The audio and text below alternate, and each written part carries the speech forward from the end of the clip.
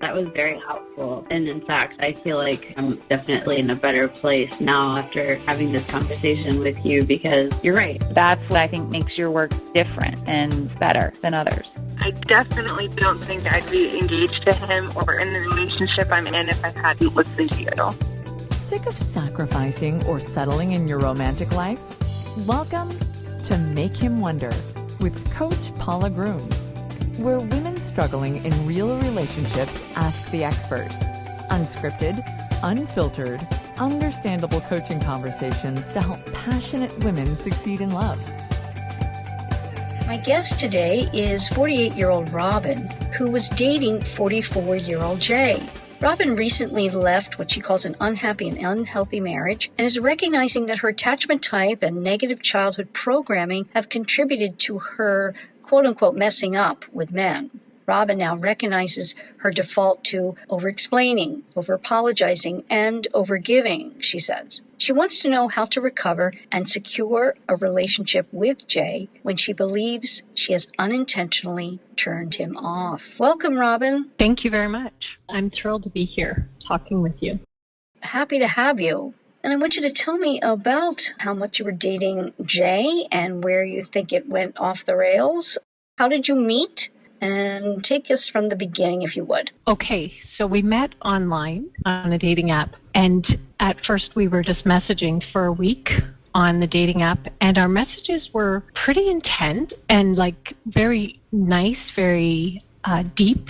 And I could see that, I could tell that he was emotionally available and really intelligent and very sweet. And we were asking some pretty intense questions that I'd never experienced before with online dating, with what do you look for in a relationship? What are red flags for you? What's important to you? That kind of thing.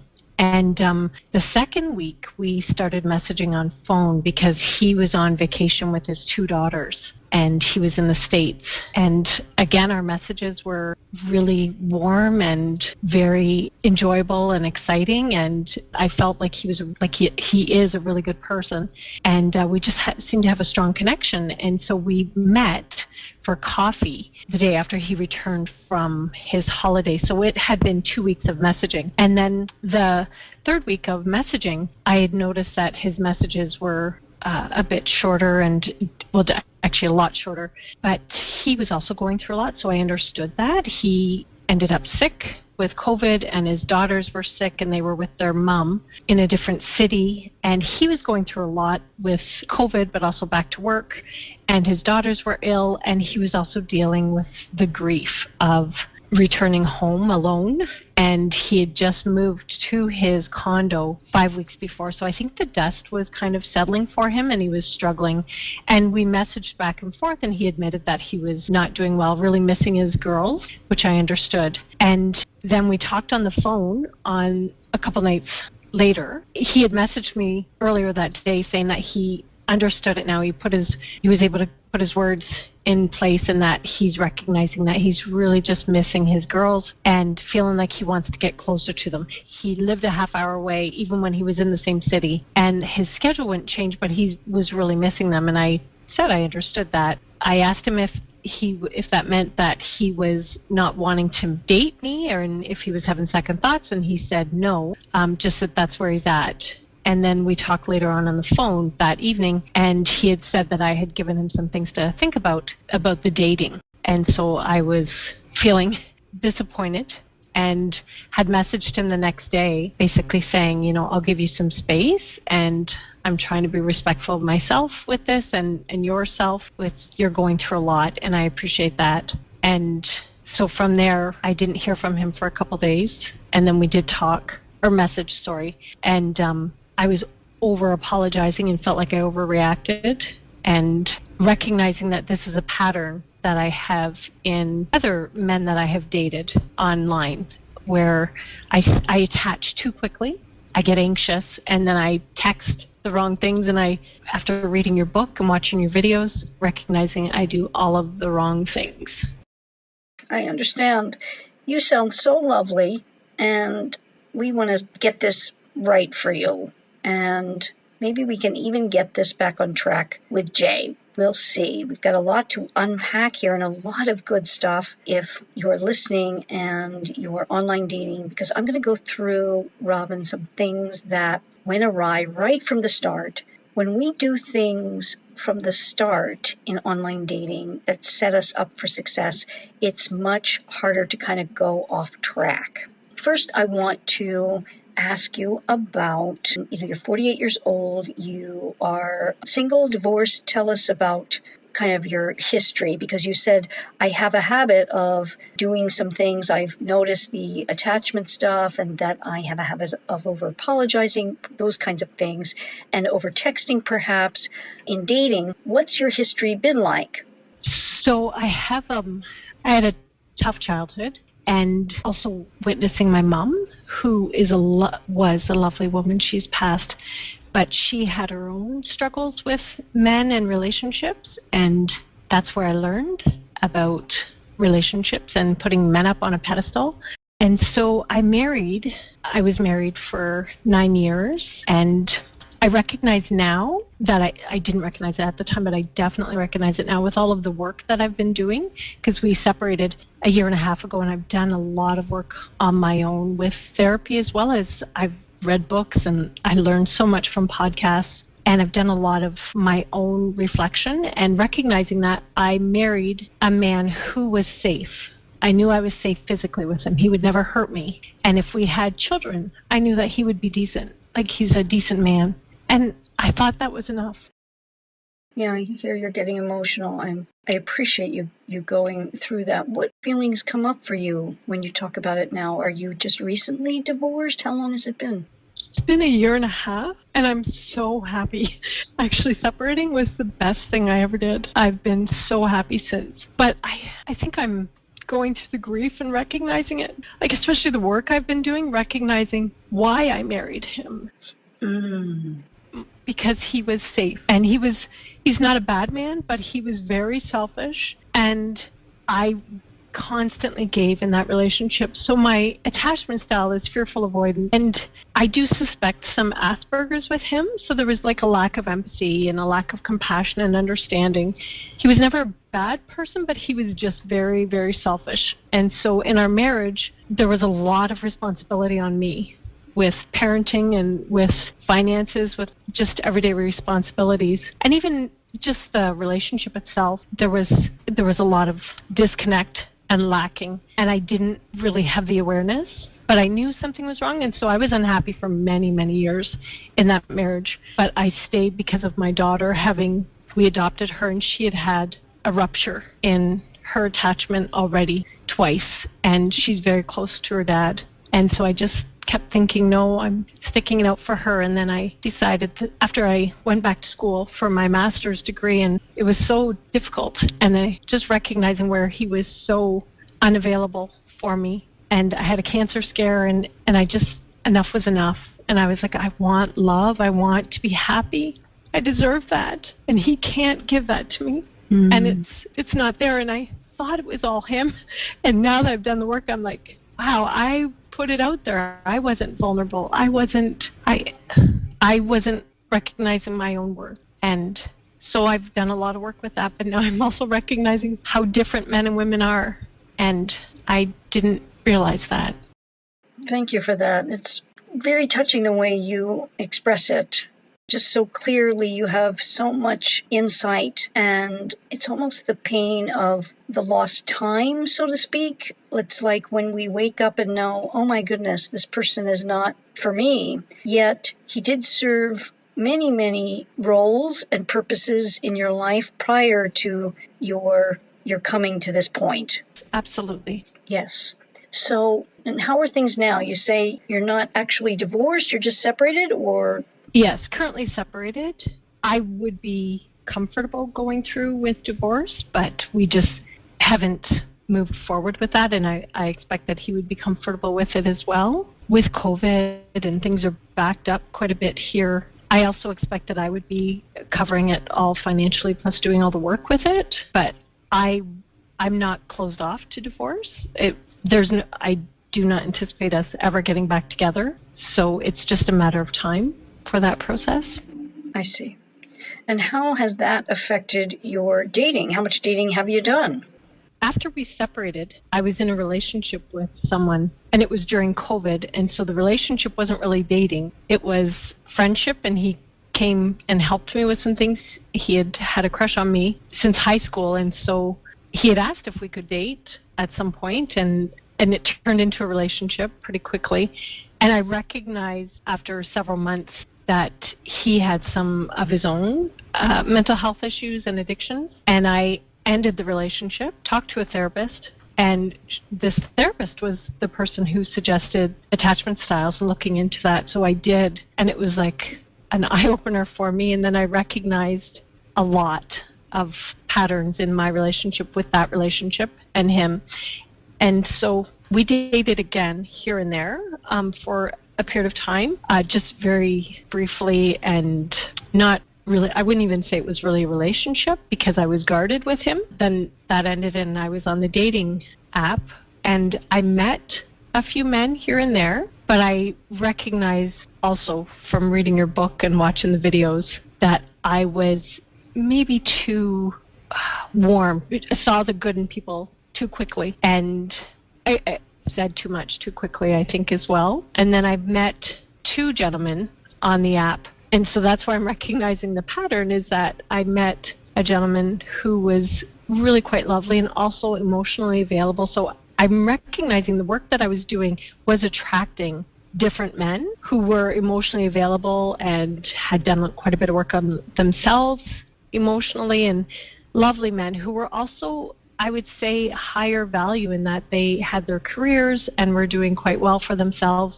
compared to men I had attracted before, because that was almost a fear of mine, not to be vulnerable or to be making less money than, or to be feeling insecure around a man who was successful. So I was very pleased with that, but I recognized in my pattern of relationship with these men is I was anxious and not recognizing my worth, and so I would do the things that you recommend in your book not to do, with texting and being available and leaning in. And I recognize that now, like in my marriage as well as other relationships, I slipped into the masculine energy instead of my feminine essence, which I'm a very feminine woman, but I didn't recognize actually what it really is about the energy that you put out. And so I scared off the man this past winter because of being too anxious and texting. And then I recognized the pattern again recently where it was very similar, where I texted where I was anxious and thinking something that was happening and it wasn't. And I turned them off, like I turned off any desire or attraction to me because of not sitting in my own worth and recognizing what I had to offer and feeling insecure. So you've done a lot of work in this time, meaning just from, sounds like reading the book and from Jay and putting it all together for yourself. When did you last interact with Jay? It's been a week and a half. He apologized for not being able to meet my needs in our texting, and that he was surprised because he was having a really rough week, and that he understood where I was at, and that he wished me well. And I had responded, I'm sorry, that's not what I meant. And so we went back and forth in text. The end result was he had said, good for you for expressing your needs, because from what you've shared with me, you don't do that. And I recognize I need to do some work for myself. And the end result, like the very end, was that we both need to have grace and compassion for ourselves, that we're doing the best that we can with dating, and it's tricky. And he said for me to stop apologizing. And I said, okay, LOL. Got it. Okay. So, yes. There was a lot that you got out of this in a very short amount of time. He does sound lovely, like you said. Very rare for a man to be as gallant as he was about it, especially having met you only once. Mm-hmm. Really, really sounds like a great guy, and I understand why you would like a second shot, perhaps. Yes. Great. And we might be able to make that happen, believe it or not. And I want to talk about how you might go about that. First, we need to kind of go over a few things for the listeners and for you to get the understanding of exactly where it went off course a bit. But again, because there wasn't a lot of water under the bridge, so to speak, you might be able to do a one time when the timing is right, and we'll talk about that, reach out and see if there would be any interest going forward. So in the meantime, have you met anyone else? No. And are you interested in doing that now? Are you still online? I have my profile hidden, and I was actually thinking after I talked to you, I would probably go back online. I have been studying your material a lot, so it's kind of taken up quite a bit of my energy and attention. So to be honest, I feel like not that I'm hesitant, I don't want to make the same mistake. I feel like I just got a rule book to a game that I've been playing wrong. And so I feel like I want to read the book and be sure of, like, to have the confidence. But I was also feeling like I really like him, and I felt a really special connection with him, and I know he felt the same way. And I almost reached out to him. I wrote this long text that I was going to send Friday morning, and then I was watching your video, and it said when in doubt, wait, and your video about advocating, and I was like, whoa, good thing I didn't send that text. So I haven't reached out since. Good. Yeah, and I feel good about it. Good, you should. That's fantastic. I'm so glad you haven't, because that would delay our possibility and could even hurt it. So let's get to how you might get this back on track a bit. And I'm going to put a caveat on that for sure, but I'm going to tell you a whole host of things. So if you're listening in and you connect it all with Robin's story, get out a pen, take notes, or re-listen to this again, because we're going to really dive deep here. Because Robin, I know you get it completely and you're really ready for all of this. And I think it's going to be really great for you and going to give you the best chance. So we're going to do that in a moment.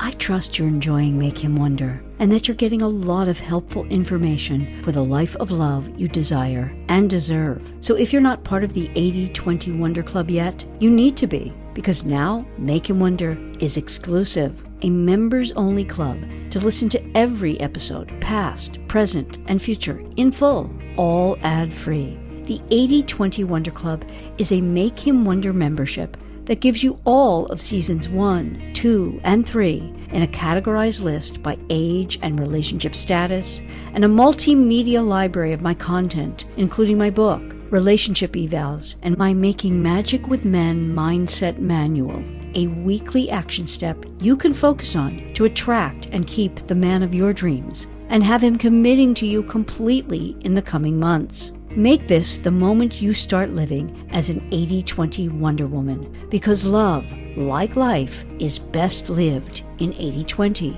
When you do 80% of what works with men, the 20% you don't won't much matter. Join the 80-20 Wonder Club by going to the 8020wonder.club. Don't miss out. Go now to the 8020wonder.club. You and your man will be glad you did.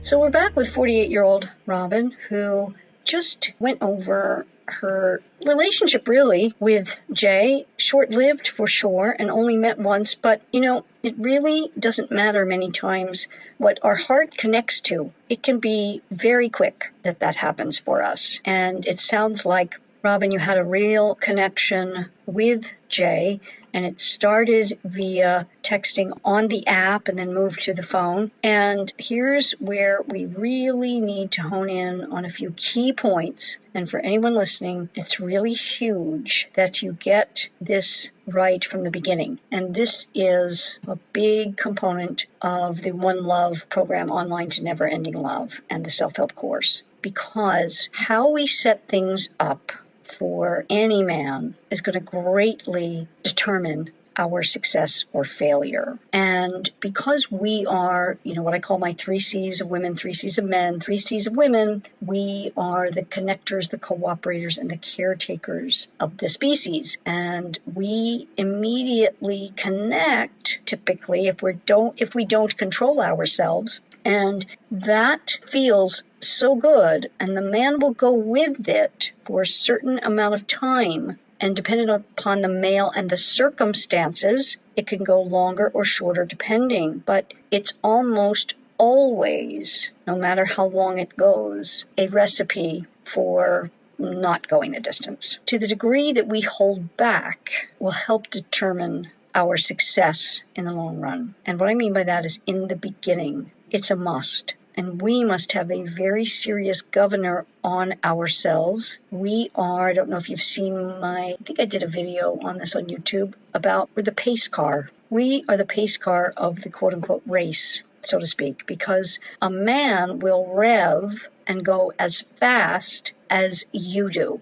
and you must be the pace car as the woman. When you were texting like that, it feels really good in the moment, and it kind of overtakes you, and it takes a lot to pull back. So what needs to happen is you have to go in to any new meeting, introduction, online interaction, doing it right from the start. And this is one of the cornerstones of my One Love program and self-help course, because if you don't, this is what can happen. The man will get satiated very quickly. And the natural course of things, because men love through wondering, when we connect like that and it's instantaneous, he doesn't have a chance to wonder like he needs to in order to even fall in the way that is going to be most, certainly in some ways efficient, but in order to work. So what we cannot do is have any relationship via text or much at all prior to meeting him. This is very important. This I stress a lot in the program. I have a very almost formulaic way that you guide him to a first phone call whereby he introduces himself, and then you make that short and sweet, and you make a meeting. And I tell you exactly what to say, where that meeting should be, and one of the things, probably if you're listening and you know me and you've watched my videos, because I have a video right there on YouTube, make sure your first meeting is not coffee. So you see kind of how it went off the rails, right, Robin? Yes, on so many levels, really, right from the beginning. Despite your connection. And that's what's too bad, because that is real. Yes, absolutely. And I feel it was authentic and very positive. You see, that alone won't make it go the distance, unfortunately. If it did, we as women wouldn't have any of the problems we have with men. It doesn't make sense to us. How can it be these logistical things when the connection is there? That's what's really important. That's how we feel. But you see, that connection in a nanosecond can be gone for the guy. And I think he sounds really much more higher on the scale of being self-actualized than a lot of men.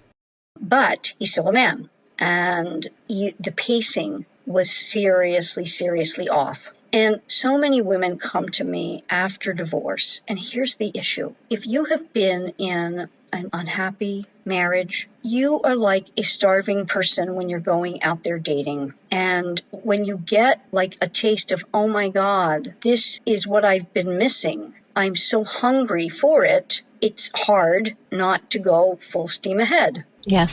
And you just need to give yourself a break for that, because you can pull back. You will be able to do this and pace it, but it's going to take a lot of being the mechanic, if you listen to my podcast, being the mechanic of the relationship and holding yourself accountable, taking 100% responsibility for this, and really becoming all that you can be in terms of using the knowledge of men and how to relate to them in a way that's going to give you success. So unfortunately, things like the texting a lot and getting into deep conversations over text is a no-no. Can't happen prior to meeting. Shouldn't even happen right after meeting. Shouldn't even happen at the meeting. Think of it this way. He's all about getting in. It's who he is at the core of his being. He's about getting into your mind, getting into your heart, getting into your business, getting into your car, getting into your apartment, getting into you. It's just who they are. And if you do not pace it, and you'll understand this too, give him the experience of little by little by little by little, and that he has to earn it, it's not going to be of much value. Right. Yeah. So it's disappointing. Wish it wasn't that, but it is. And when we know it, we have to do it, and we have to become the woman that is self-confident, doesn't put any man on a pedestal. And I do that with two umbrellas, so to speak. I do it with what we're talking about here and how we work with the approaches and strategies that work with men and their male hearts and minds, but also in terms of our becoming and transforming. And I do that via manifesting stuff, which is partly working on your subconscious, whereby you got the ideas you got, the beliefs you got, the feelings you have about yourself. You got it very, very early on, between 0 and 7 years old. You got those.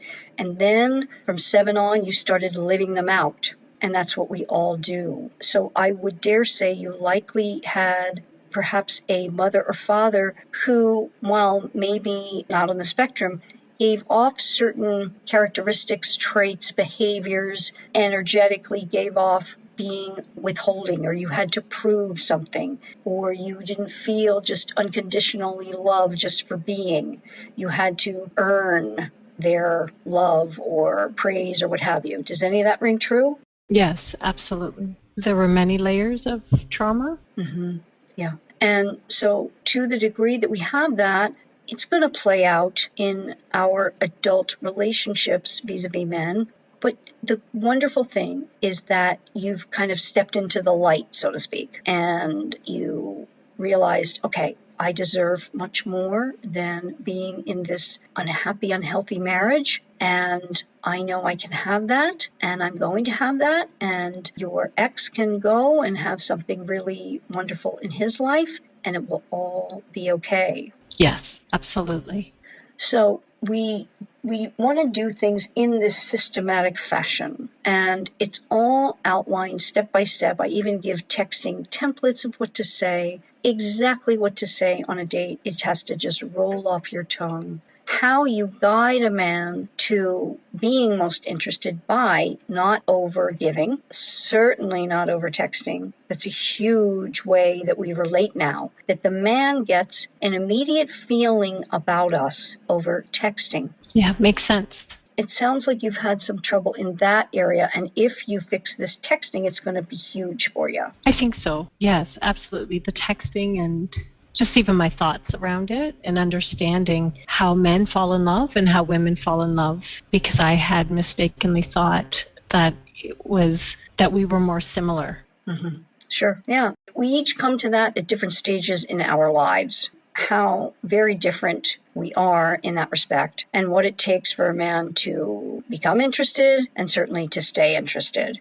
And these things, I also work with some married women, because many women think, okay, I'm married now, so it's fine now, I can just relate the way it feels good to me and I want to relate. That with the divorce rate at 50% for first marriages, 62% for second marriages, and in the 70 percentile for third marriages, we don't want to do that. It's always going to be up to us. And most of the time, we are juggling our own needs and proclivities with what we know will work. And that's just the honest truth of it. Wish it were a little different. Wish it were a little more even. Wish we could at least be a little bit more ourselves. But there are times that we can be. And certainly it's about ultimately getting what we want, which is the man's commitment, his devotion, and his connecting to the degree that's possible for him, and not pushing him towards more that he will not be happy with.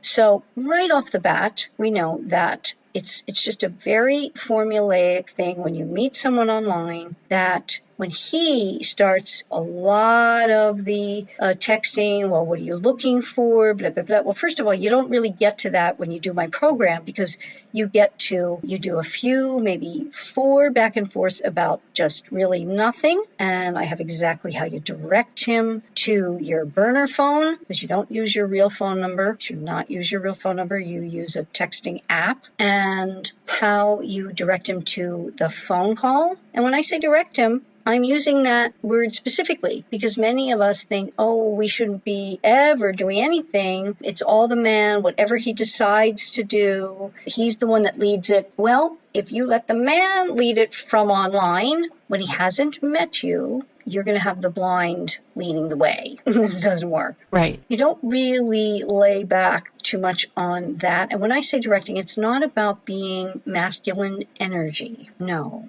not at all. It is about you showing your value and showing the man what it is that you expect in a very sweet, feminine, it can be fun, but it's directing him to that phone call when he asks, what are you looking for? It's right there in my course, exactly that you say, oh, that's a question that might be nice to talk about or think further about. I like to get on a phone call to introduce ourselves and see if meeting is something we want to do. You see how direct that is? But it's not, call me. I want you to call me to introduce yourself. It's very backdoor, but it's showing I'm a value. I'm not going to get into texting about what I'm looking for here. If you want to know, you're going to have to make a phone call. And then you follow that up immediately with, here's my number. You give them that burner number. I'm free now for a few moments or tonight after 8. You give them 2 times, and you text them when you could be on the phone for a few minutes. In other words, if you can't be, don't text them yet, because that's when they're most likely to call you. It's formulaic. And then on that phone call, you will know whether or not, by his voice, the way he introduces himself, how he is with you, you're going to scale it for yourself, whether or not you're going to take your valuable time to go and meet this man. And then there's a whole host of things, exactly where you meet, how you tell him where it is that you would like to meet, how you go about that. It's a lot for online. And if you miss those marks, it's likely gonna miss the mark all the way around, and it will fizzle out, fade out, or worse. Right. Makes sense. Yeah, I just gave you a lot, right? It is a lot.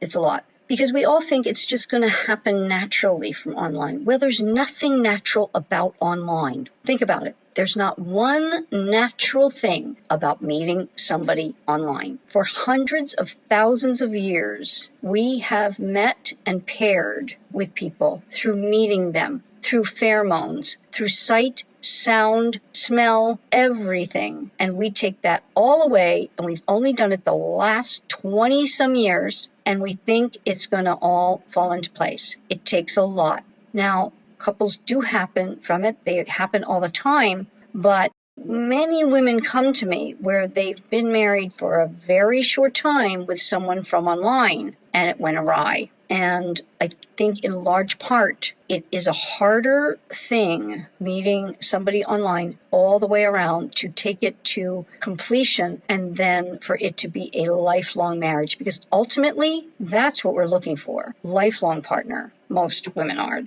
I should put a caveat on that. But we don't want get married for the sake of getting married and then it's 2-3 years. That's not how we want to look at it. So it's very, very important that there be absolutely not 1 ounce of urgency. However, the best chance you have in meeting somebody from online, you do have to be Johnny on the spot with men when they message you. Waiting and only checking. Someone come to me and they said, well, I check my online once a week. I said, well, no wonder you're not getting any dates. Not going to happen. And she's like, well, why? I mean, if they showed interest, online doesn't work like that. Think of online as a puppy store. And you go in the puppy store and there's hundreds and hundreds of wonderful puppies. Pretty hard to choose, right? Mm-hmm. Mm-hmm. So if you were to go into the store and you could see all these wonderful puppies behind the glass, the one you're going to have the most chance of really wanting to adopt is one that immediately while you're there in the store, you get to hold.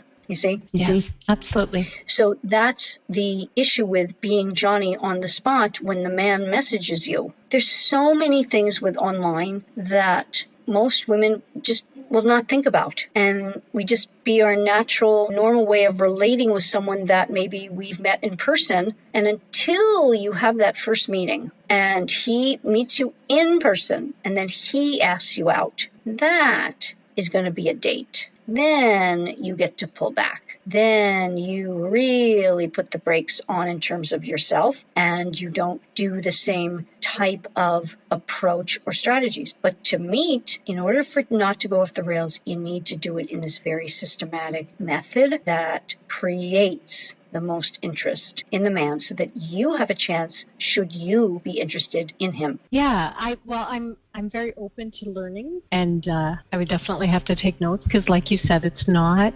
typical for women to think that way. Yeah, it's very new for me. I recognize through my experiences that what I have been doing isn't working.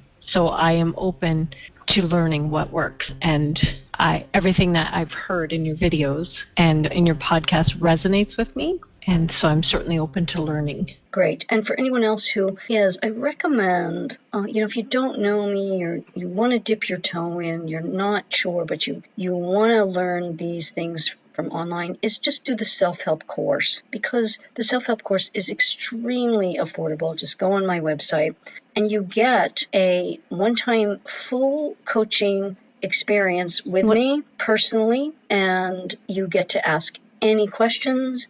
You get to have reviewed the material. You get to have done it and tried it out and see where you might have a little trouble and ask me about that. I highly recommend it because it really is a game changer. So many women say to me, now that I do it this way, I don't feel as negatively as I did about online. I have like a way to do it that I feel very confident about, and it works. That's what's most significant. And it would be things that you can't even imagine. Like, for example, why would you not go for coffee? It's, you wouldn't think of it, but I'll give you that right here.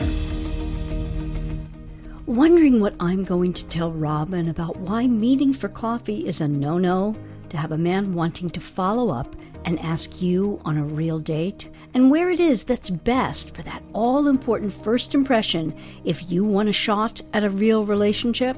In the rest of this episode, Robin and I discuss where she goes from here with Jay, and the twist in her story that she let me know towards the end that changes everything regarding her chances with him.